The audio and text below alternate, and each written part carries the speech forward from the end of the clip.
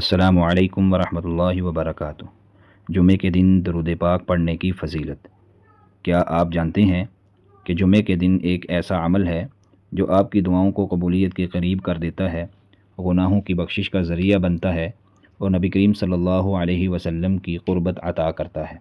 وہ عمل ہے درود پاک پڑھنا۔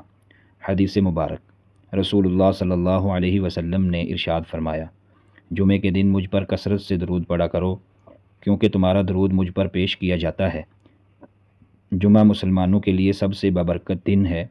یہ دن رحمت، مغفرت اور قبولیت دعا کا دن ہے، اور اس مبارک دن میں نبی اکرم صلی اللہ علیہ وسلم پر درود بھیجنا ایسا عمل ہے جو براہ راست بارگاہ رسالت میں پیش ہوتا ہے۔ سوچئے، آج جمعہ ہے، اپنی زبان کو درود پاک سے تر رکھیں۔ چلتے پھرتے، بیٹھتے اٹھتے دل کی گہرائی سے پڑھیں، اللہم صلی علی محمد وعلی آل محمد۔ یہی وہ عمل ہے جو دلوں کو سکون، گھروں کو برکت اور زندگی کو نور عطا کرتا ہے۔ اگر آپ نبی کریم صلی اللہ علیہ وسلم سے محبت کرتے ہیں تو ابھی ایک مرتبہ درود پاک پڑھیں اور اس پیغام کو دوسروں تک پہنچا کر اپنے لیے صدقہ جاریہ بنائیں۔